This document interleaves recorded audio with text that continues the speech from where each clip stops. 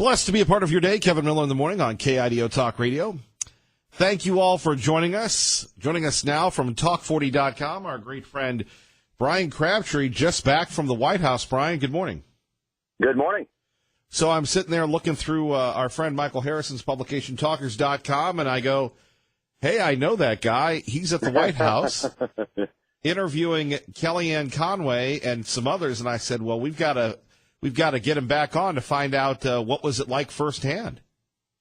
Well, it's interesting. You know, it was weird, too, because I've been to the White House a couple of times, but never in this setting. So we cleared through Secret Service, and we're just wandering around aimlessly, really, with no guide. I mean, it wasn't insecure or anything, but we were sitting in the White House press office and the press, meeting briefing room and where all the networks are. And, you know, the chaos that's represented on television is nothing like what's actually going on in person.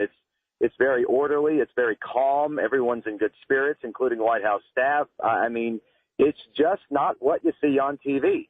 I don't think that's a shock to your audience, but everybody seems to really love working for Trump.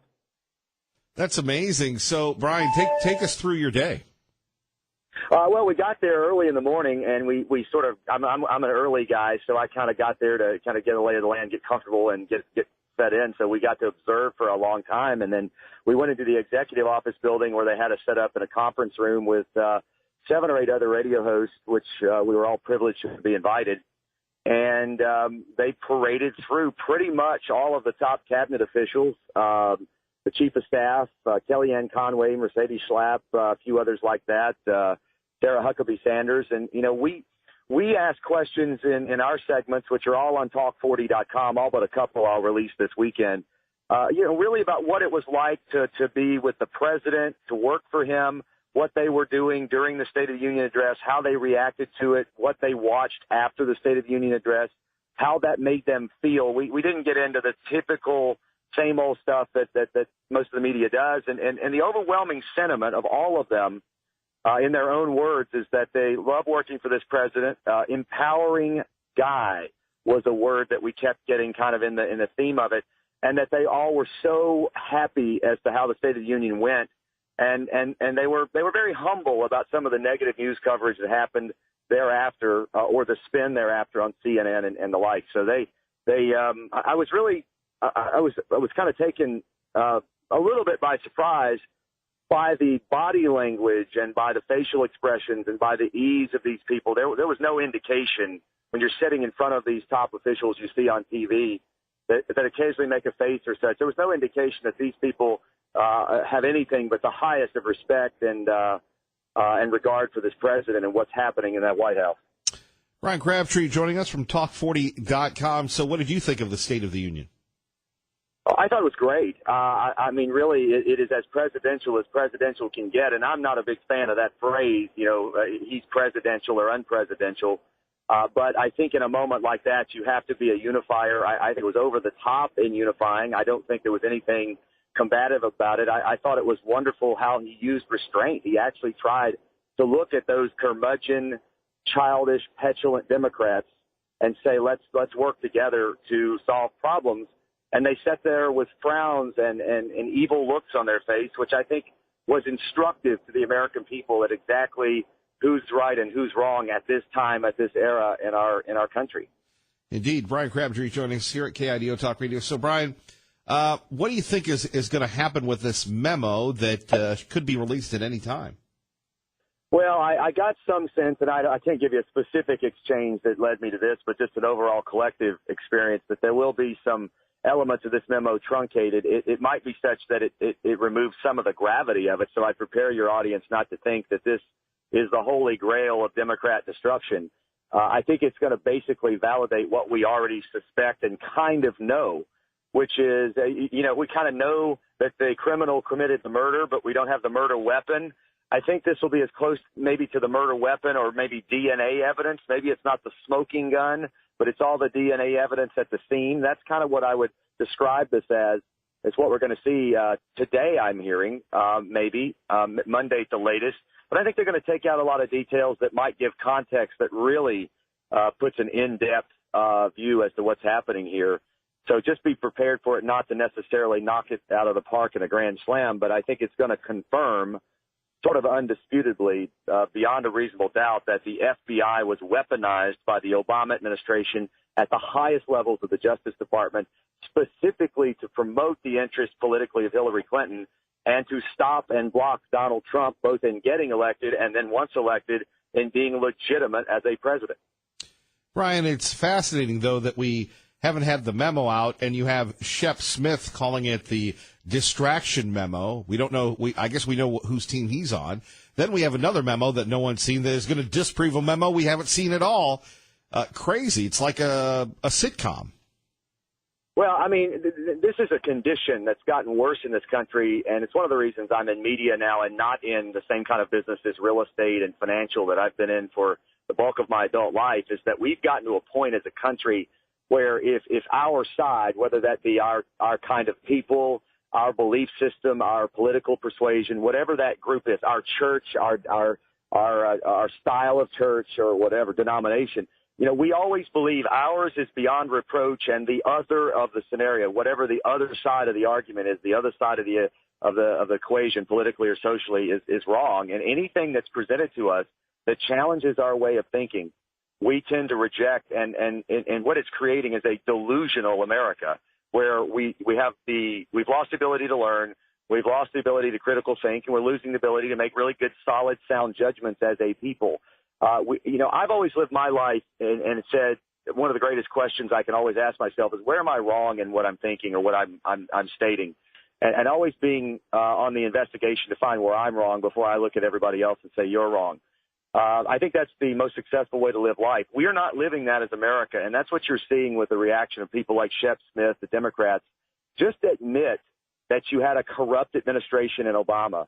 Admit that you need to reject Hillary Clinton, the Me Too movement at the awards ceremony and having her up there. Worst person, throw them under the bus. Take a stand against some of your own that have been polluting your belief system, your political system, and clean it up and clean it out. And then, for Democrats, I hate to give this advice because it could really help them. If they did that and cleaned up their party, they could take back power as the party of the middle class. But until they do that, the American people are going to look at them as the corrupt institution that they've become because they cannot accept that their own internal organization needs a lot of policing.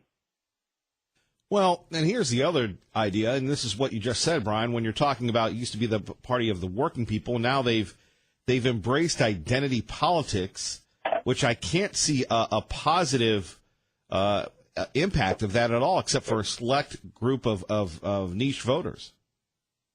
Yeah, I mean, and to that point, you parade out Joe Kennedy III, who's 37 years old. You put lip gloss on him that makes it look like he's drooling for an entire speech, standing in front of a dilapidated vehicle. That's the last place a Kennedy needs to be, is in front of a vehicle that's broken down.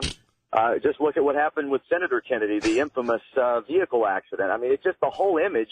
Then on top of that, you're trying to speak to the middle class and to the vast array of America that you've left behind, and you've got one of the most elite, rich families represented there, absolutely born with a silver spoon in their mouth, entitled to an ascent in politics.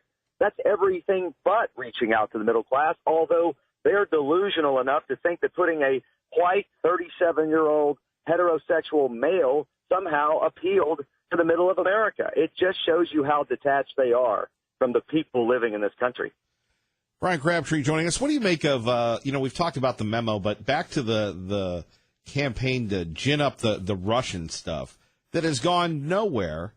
What do you make of that? I mean, you don't have to watch every Sunday show to get that they just won't give up on it. Well, there's no evidence, and really I think they kind of have, without saying it, given up on it. What they're saying now is that basically, well, it's obstruction of justice, and I just can't get there in my head. It actually starts to explode, and I have to stop thinking about it when I start thinking, okay, you frame the president with a fake Russian collusion story invented by someone that is in the campaign of Hillary Clinton through a former British spy with debunked material. And so the whole story is already worthless and discredited based on what I just said. But then you carry it forward, open an investigation about a fraudulent, planted, corrupt, from a corrupt FBI, And then Trump does something to try to stop an investigation into something that was from corruption. You can't obstruct justice if there's no justice to be had, because you can't bring someone to justice, Trump or his organization, if they didn't break the law. I mean, that's the first point. The second is, Facebook, Twitter, Russian ads, Russian influence, Russian bots, Russian hashtags about the memo and release the memo and all that. I can't get there because there's nothing illegal about a Russian interest or the Russian government going to a worldwide organization like Facebook or Twitter, even if they're based in the U.S., and purchasing advertisements or buying or setting up a Twitter or Facebook account and forging a narrative. Hell, we do it against ISIS. ISIS does it against us. We're not even stopping that. A good corporate citizen in Facebook and Twitter might stop it, but they have no legal obligation to do it. So if we want to have a problem with what Russia is doing, or even Russian collusion, Russia on Facebook or Russian collusion, none of that's illegal. Your audience needs to know that. None of it's illegal. So if we really want to do something about it, let's leave the president alone, who was democratically elected fair and square, and let's make some laws that prevent Facebook and Twitter from allowing these Russian agents, spies, bots, whatever, to function in our country or to purchase political advertising ever before. The only way we're going to fix that is we're going to have to recognize that these are just like airwaves were in the 1920s after Marconi invented radio, and we're going to have to put them under the banner of the FCC for regulation, both politically and how they distribute, content, because otherwise they are the wild, wild west, as radio was when you had AM stations operating at 500,000 watts, powering out others back in the 1920s. That's why the FCC was created, because AM radio became the Wild West. We're going to have to look at Facebook, Twitter, and social media the same way, or we're going to continue, not because of Trump or a Democrat, we're going to continue to have this Russian interference. And we can complain about it all we want, but until we do something about it legally, we're not going to stop it. Brian, finally, what do you make of all the money coming back into the country? Well, it's exactly what I expected. So I'm not that excited about it because I had already baked that into my. I'm excited about it, but I'm not any more excited than I was 3 months ago, because if you just have some experience in business, you realize that when you greatly lower the penalty for repatriating money to America, it's going to come flowing in by the droves. I mean, you're looking at $130 to $150 billion alone coming in from Apple over the next couple of years. It's really sweet justice for me, because I've endured for years now in this conversation people telling me how this wouldn't work, they wouldn't bring the money back, how crazy I was, all that political leftist garbage that they spew out, the vomit that really pollutes our country.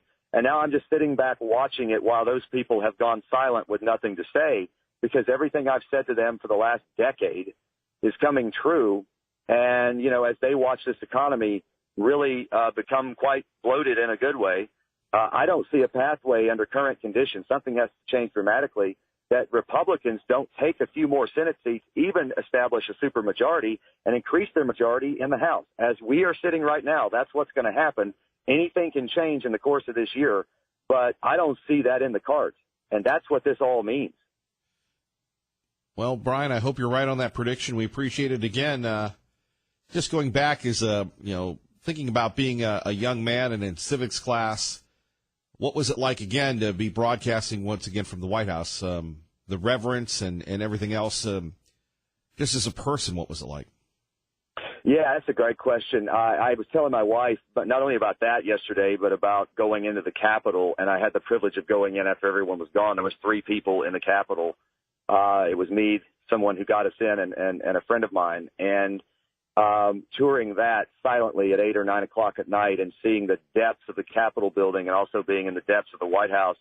To describe it, you get a chill for sure, and you almost get emotional because you feel the history and greatness of this country. You see the struggle that built this country. You see the good that built this country, the bad. You see when you walk in there in any capacity on a tour in the background type of access that I got this week, you just get chilled and you stop for a moment. And you realize one of the problems is that the media that's there and the staffers that's there after the initial honeymoon, they forget where they're sitting. You can see the mood in there. I'm there and I feel like a tourist because I'm in awe of what this represents and the depth of history that's there. and everyone else is there just doing a job. And I think if I were ever privileged to work in the White House in a full-time position, either in the media or in the White House in a position politically, I would make it my goal to never lose sight of the fact that I'm sitting not in the brick and mortar of it, but in the experiences that have gone on in those two buildings, the Capitol and the White House, and a couple of the greatest monuments and symbols of greatness that have ever existed in the world. And that I just get chills saying that. It's just absolutely amazing what this country stands for, and it's a shame that it seems at times we forget that. No, I could only imagine, when you're walking on the same floor that Lincoln did and others. I mean, when you stand on that star, and there's that star in the middle of the rotunda, which is just beautiful, some of the most magnificent paintings and statues, and you're looking out, all the streets radiate out from that star, but you're also standing in an area where there's a rope around it because it's sacred. And beneath it, they had decided originally when they built this, they were going to bury George Washington there and underneath it, and they didn't because the family didn't allow it. But every president since Lincoln has been laid to rest there before they went on to their final resting place, or their wake has been there where the American people have been able to come. So that alone is just a chilling thing. But also being in the depths of the White House and the press briefing room and sitting there and going, this is where so many great things have happened, so many, very, very chilling things have happened. The history that's flowing out of there is just phenomenal. And it's something I think, there's a few things in life that every American should go do if you're proud to be American. Definitely tour the 9/11 Memorial, go to the White House, take a tour, and definitely take the tour of the Capitol building at minimum, because those three experiences really make you feel America in a way that you cannot ever put to words. Brian, good to have you back, and thank you for your time, sir. Always great to be with you, Kevin. Take care. Our great friend Brian Crabtree, Talk40.com. What an inspirational inside look at the White House. You're listening to Kevin Miller on KIDO Talk Radio. And blessed to be a part of your day, 626 at KIDO Talk Radio. Let's get you to work safely and on time. KIDO traffic. Good morning, Dave. Let's go to Hank in Boise with Kevin Miller at KIDO Talk Radio. Good morning, Hank. Good morning. Liberal Steve, the liberal compassion, all that has a tendency to make something personal. I will admit, I went back and checked Google, and the figure that I gave him, Steve, wasn't incorrect, but I did find some things that do need to be pointed out. For instance, in the state of Michigan, if you go to Google, blacks constitute 14% of the population, the female population. 49% of the abortions in Michigan are blacks. I also might point out that in the year 2014, there was a total of 303,000 black deaths nationwide, but there were 344 deaths by abortion if you add that on. So it doubles the rate of black death if you count babies that are aborted. Also, 19 million blacks were reported since the 1973 Roe versus Wade. The point of my phone call was that you have these black representatives of the Black Caucus sitting on their hands, when Trump was making the statement about the black wages being the highest, or unemployment being the lowest since records were kept. And when I was raising the abortion issues, it's systematic identity politics that the blacks are slavish. A lot of the blacks are slavishly tied to the Democrat Party when the Democrat Party politics, policies such as the sanctity of abortion, is so destructive to the black community. It's destructive to all people, but particularly to blacks. And Liberal Steve, I think that, he may have got me on a figure that I think I read a long time ago that I misremembered. But I'll tell you this, that if you go to Google, if you go through the statistics, they're damning enough. And I think that instead of turning anything positive, I think that Liberal Steve should go back to those and look at the actual percentages. And I'll tell you what, there was also another thing I found out from Google was a 1939 letter by Margaret Sanger, where she says to equality to the sense that by the use of sterilization, by birth control, we can basically limit the amount of undesirable blacks in the population. We don't want to miss this in public. And that's also in Google if you wish to check that out. Well, and by the way, maybe you two could have your own private conversation for the rest of us that are kind of just rolling. Yeah, but I mean, I think he turned it personal, and that was what I think was what was the. Well, I'm sorry about that. That's truly how he shows his affection. I know it's strange, but you've known him for years, just as he's known you, yeah. Hank. Yes, that's his MO. Okay, but I just wanted to make the record straight on it. That my point essentially stands. Sure. That's what I was going to make in my phone call. And look, I respect that, and I totally understand where you're coming from. Okay. Well, yeah, have a good morning, and I hope that your party for raising for the shelter will turn out to be successful. Well, thank you, Hank, and we really appreciate you swinging by Dave & Buster's. And once again, I'm going to give that photo that you presented to us to the general manager, and we're going to put it up here. So thank you again. Thank you. Thank you. All right, our friend Hank. Bye-bye. Coming up, let's talk a little bit about this memo. Well, will it be released? Maybe it'll be released in a minute. Then we'll have something to talk about. Yeah, we do have a plan, folks. We do have a plan. You're listening to Kevin Miller on KIDO Talk Radio. Good morning, Maggie. Good. And Kevin Miller in the morning. I want to say hello to our friend Greg Pruitt. Idaho Second Amendment Alliance, big event coming up. We are proud to be able to promote that with them. Coming up next week, your chance to win tickets to the Idaho Second Amendment Alliance Gubernatorial Forum. That'll be February 20th at the Nampa Civic Center. We are so excited about that. And good to have Greg back in the Treasure Valley. And just this whole committee hearing, and we had Representative Perry on yesterday talking about this, concerning the Castle Doctrine and Stand Your Ground and everything else. When we take a look at successes that we've had, and usually when people talk about talk radio, they're very critical, it's negative, but it can be used in a positive way. And we've seen that here. You know, I've been doing these shows for 23 years, but I would put this show and this audience up against any show in the area of the country, and not with the secular way of, judging radio and media by ratings and revenue and that. And again, I'd put this show up against any in the country or any in the area, but it is totally different in a way that it's used to improve things. Our partners, the Boise Rescue Mission, in the past, the Canyon County Animal Shelter, the Idaho Veterans Association, the Idaho Second Amendment Alliance. And I'm going to be there in attendance. I hope you can be there. I hope you want to win some tickets, because we've got the only tickets left in town.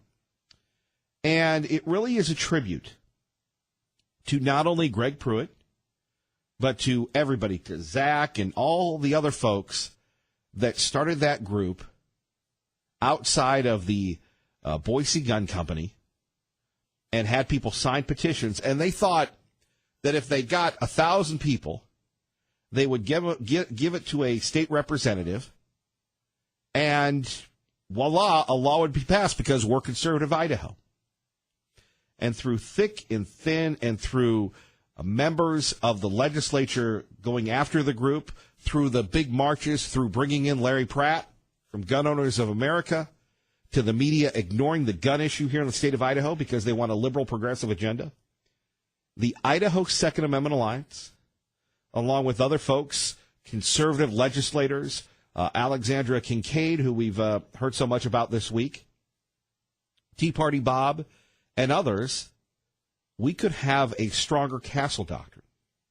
Now, you're wondering to yourself, Kevin, do we really need a law to protect you from prosecution if somebody breaks into your house? Yes, we do. Now, there are a couple regrets in my life, and God had another plan for me, not to be a litigator, not to be bilingual, not to be computer literate, but that's probably too much information. However, at 580-5436, 580-KIDO, there have been instances, and if my mom is listening right now, getting used to the Mountain Time Zone, This is a story she told me of a friend of hers who had a relative who some clown broke into his house, threatened this guy's family. He shot him, didn't kill him. Now the criminal who is trying to rob and hurt these people are suing this guy, trying to ruin him fiscally. If someone breaks into your home, if someone has the audacity to try and terrorize your family, you have the right to protect yourself and to use lethal force if you so choose. That should be open and shut, in my opinion. And God bless the conservative lawmakers here in the state of Idaho that are pushing this through. And as we talked with Representative Nate, and by the way, it was great to see Representative Zito, Representative Nate, Representative Giddings, Representative Scott with her Drain the Swamp Idaho hats at our event.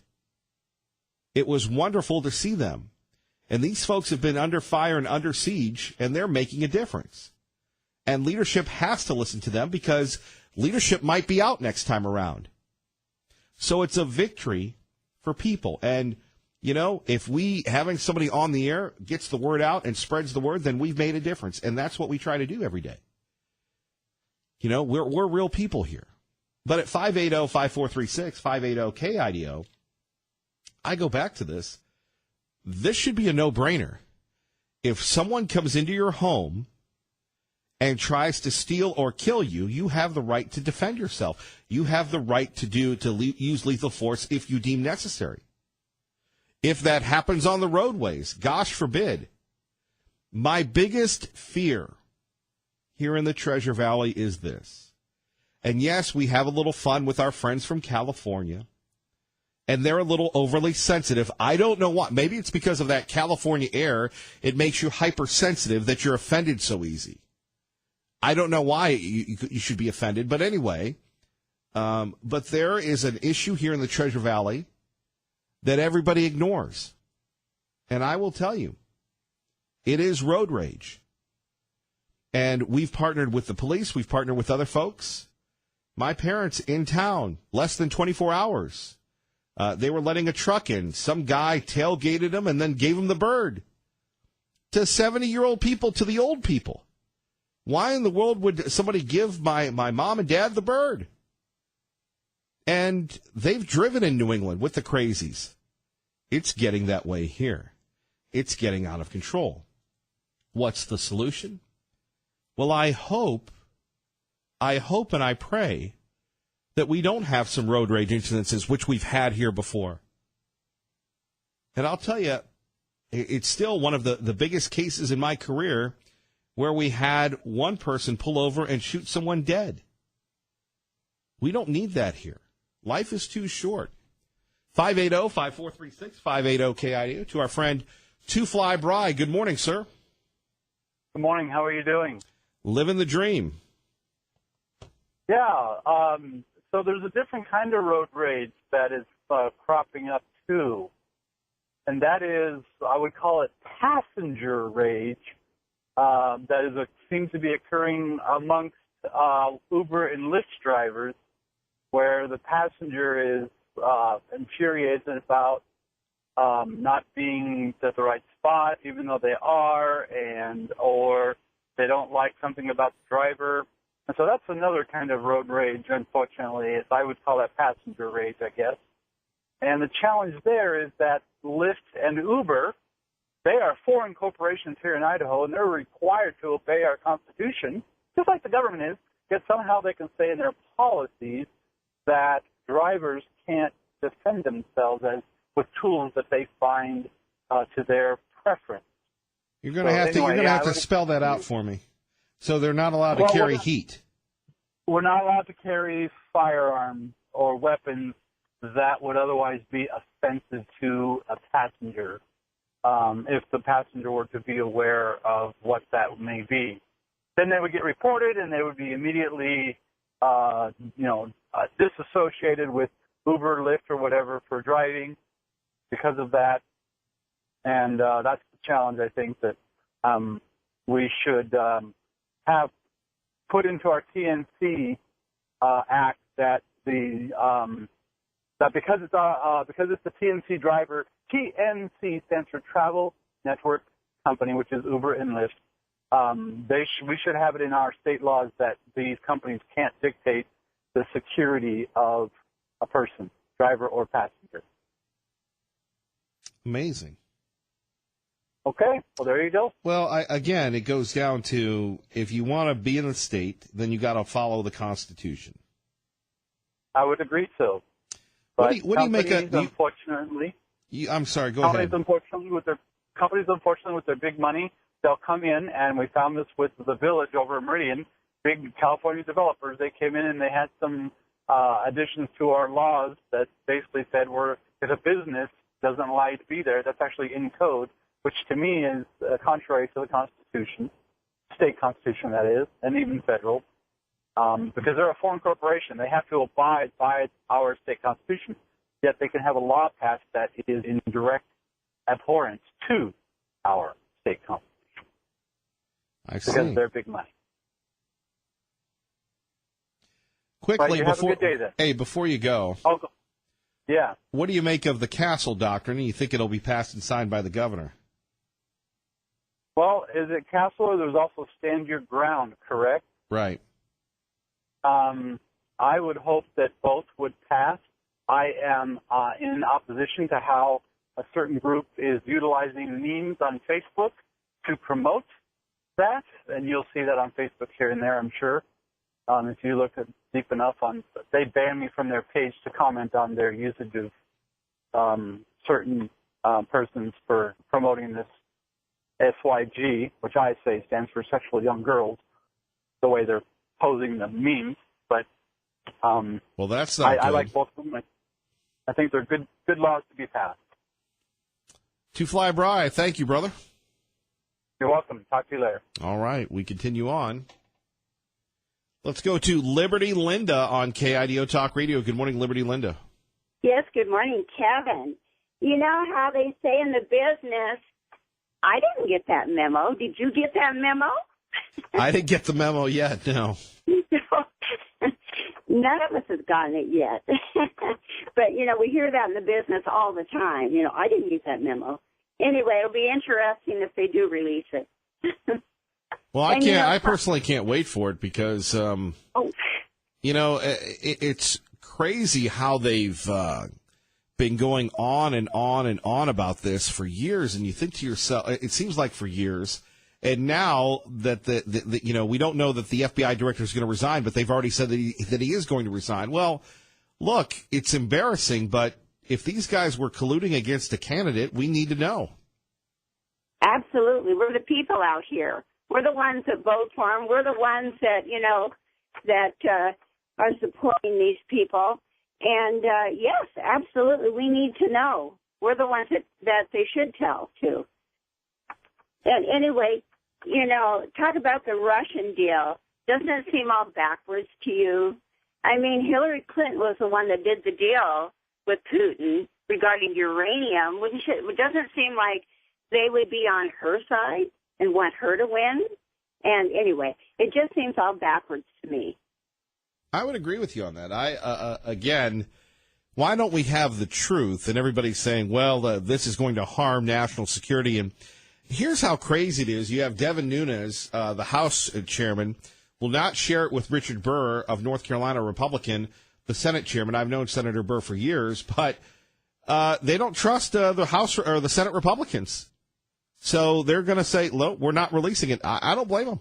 Hey, let's not mess around. People, we should be able to hear and know all of these things. I agree. They work for us. We pay the bill. We pay the freight. Yes. The big bill. Right. Anyway, I do have a question for you, and this could be one of the most important questions that I've ever asked. Oh, boy. But I'm going to go ahead and ask it. Mm-hmm. And so here goes. Let me sip my coffee. Are you going to bring your 3 little adorable puppies to your birthday party? No, they stay at They're non-public little doggies. Yes. Anyway, I'd love to see that on Sunday. Well, one day we'll have to have you over. You know, my mom and I were getting into a heated debate last night because she said, well, we need a cake. And I said, we don't need a cake. And we need a cake. We don't need a cake. And big cake. I Yeah. said, well, I think 300 or 400 people there, so you need a big cake. We're feeding the masses, I guess. Yes. But anyway. Right. What's your favorite type of cake? What do you think it is? Chocolate? Yep. Oh, all right. That's good. There we have I'm it. looking forward to meeting your mother and father. They're so lovely. I love when she calls in. She has this very unique voice. Yeah, it's really great when she yells at you. Yes. You're the only one that knows about that. And Dorothy, you know, I've heard so much about her through the years, and so just really looking forward to meeting her. Well, I had a little talk with her. I said, I don't know if she's going to make the cut because, you know, she's like to be a show stealer. So I'm trying to get the rules of engagement for them, but nobody's listening. Anyway, I can't wait to see you two together. I know you're such a cute couple. Anyway. Now you're making me blush. Oh, you can't blush. And Kevin, you know, don't ever tell anybody, 50. You're only 25. Well, I had a young man, and this drives Dorothy crazy. Uh-huh. I had a meeting with him at the Chicago Connection, and he said, man, I thought you were 26. Yes, I agree with him. So just hush the 50 and get the 25 out there. All right, Liberty Linda. I appreciate that. Thank you. Have a good morning, Kevin. You too. Take care. You as well. Bye-bye. Bye-bye. Our great friend, Liberty Linda. By the way, we're referencing the Kevin Miller 50 for 50 at Dave & Buster's February 10th. If you'd like to help us by donating a non-perishable food item, a can to the Boise Rescue Mission, just bring your can to Dave & Buster's. We're going to have a live broadcast from 4 to 6.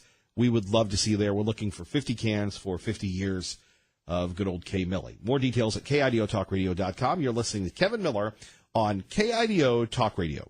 And blessed to be part of your day, Kevin Miller in the morning here at KIDO Talk Radio. Phone numbers 580-5436, 580-KIDO. What can a president do in 30 seconds? He can fire an FBI director who won't pledge his loyalty. He can order the deportation of 1 million immigrant children. He can threaten an unstable dictator armed with nuclear weapons. He can go into a rage and enter the nuclear launch codes. How bad does it have to get before Congress does something? That's our friend, millionaire, billionaire Tom Steyer, once again, with his latest ad, needtoimpeach.com, running on MSNBC and CNN. And I got to give it to the libs. Oh, Kevin, you should be more mainstream. In fact, I remember we had an official from the state Democratic Party that said, I don't like it when you call us the libs, and then threatened not to, allow any of his people on, and there were certain conditions and the like, and finally said, look, man, you're a press guy. It's the First Amendment. This is an opinion show. If you don't like being called the libs, well, then don't come on. So that's why we rarely have those folks on. But you got to give it to the libs based on the fact that the libs never give up. Where were the conservative millionaires and billionaires? Sure, I know they were funding Americans for Prosperity and everything else, but come on. I got to give it to this lib millionaire that continues to try and go after folks and gin things up. He's going to have a difficult time because we have some really, really good news. I'll share that with you in a minute, but first, KIDO Talk Radio and K. Millie in the morning. Let's go to Nate in Caldwell with Kevin Miller. Nate, good morning. Good morning, sir. How you doing? Living the dream, brother, and you? Oh, same here. I'd like to say I'm Dave Ramsey and say I'm better than I deserve, but I know that's not the case. Hey, I know for a fact I was listening to your show all day yesterday, but somehow I missed the part about prayer in school. I must have stepped away briefly and totally missed that whole conversation.